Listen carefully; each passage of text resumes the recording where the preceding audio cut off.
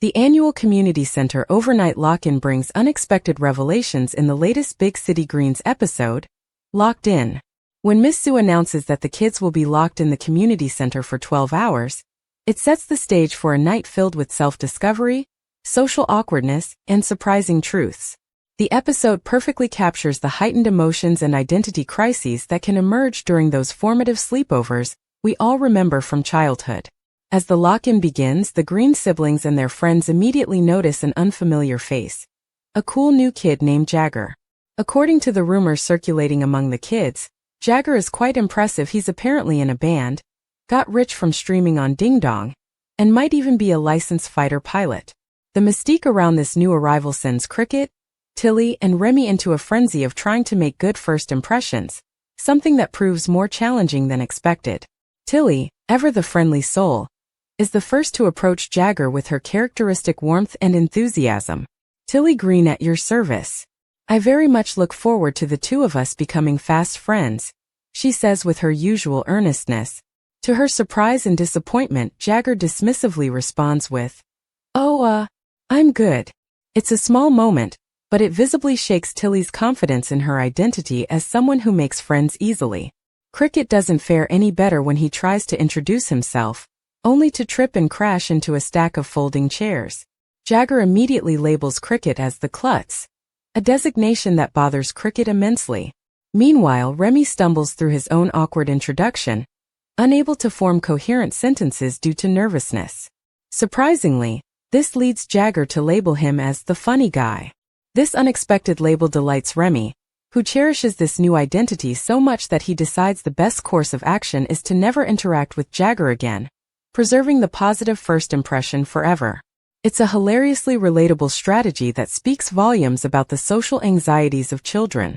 What follows is Cricket's desperate attempt to shed the klutz label by performing increasingly dangerous stunts to prove his coordination.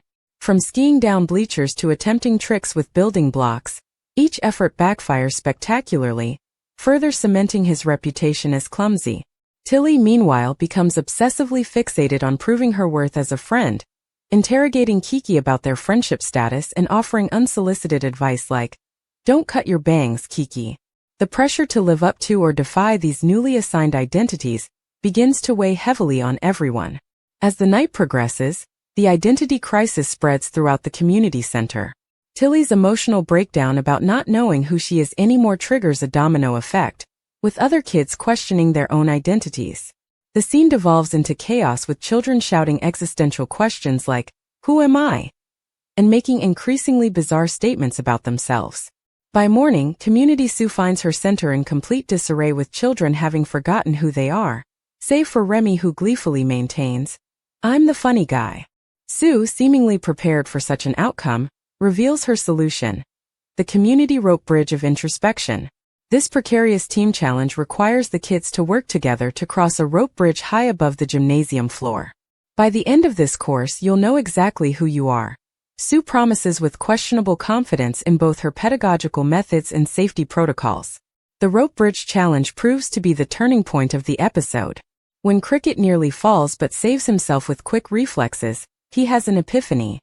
"My quick reflexes saved my hide. A real klutz couldn't have done that." This moment of clarity helps him reclaim his identity. "My name is Cricket Green, and I know who I am." Inspired by Cricket's realization, Tilly also affirms her identity as a friend to all, and helps other kids remember their defining characteristics, like Wheezy's catchphrases and Kiki's unhealthy relationship with technology. Just as the group celebration begins, they hear a cry for help. Jagger remains stranded on the rope bridge, paralyzed by fear, a stark contrast to his cool persona. When the kids express confusion about why someone as adventurous as him would struggle with a simple rope bridge, Jagger makes a confession that changes everything. "I made it all up.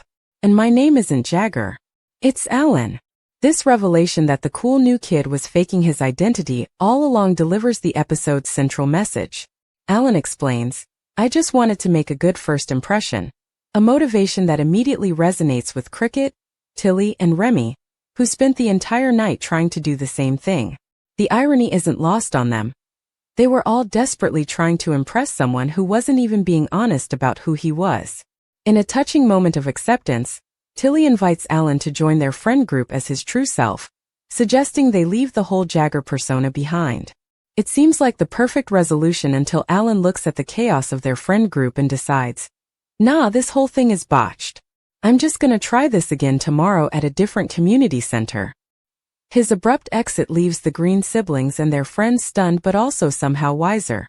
Cricket summarizes the experience perfectly. We got all mixed up trying to impress someone cool, who wasn't even cool after all. Tilly adds philosophical weight to the adventure by noting, a journey of self-discovery was had by all. Sue, eager to wrap up what was clearly an exhausting and legally questionable overnight event, agrees. That's the power of a lock-in. Now go home. The episode ends with a sleep-deprived Remy still clinging to his new identity, giggling and repeating, I'm the funny guy, suggesting that some impressions, whether accurate or not, are harder to shake than others. It's a fitting conclusion to an episode that delves into how easily we can lose sight of who we are when trying to impress others, and how sometimes the most authentic connections happen when we stop trying so hard. Locked In offers a surprisingly deep exploration of identity formation and peer pressure packaged in the show's characteristic humor and heart. The overnight lock-in serves as the perfect backdrop for these explorations, creating an isolated environment where social dynamics are amplified and identity crises can reach fever pitch. The episode reminds viewers that we all sometimes get caught up in how others perceive us, often at the expense of staying true to ourselves.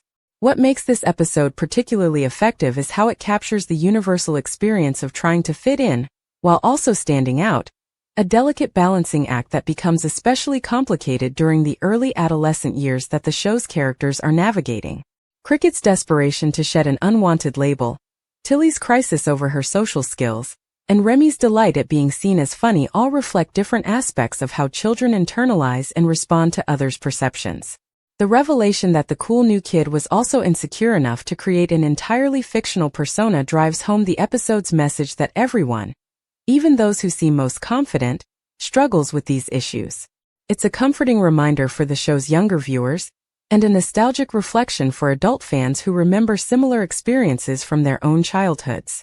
As the kids leave the community center, exhausted but enlightened, viewers are left with the understanding that knowing who you are is an ongoing process, not a destination, and that sometimes the most growth happens when our carefully curated personas fall apart.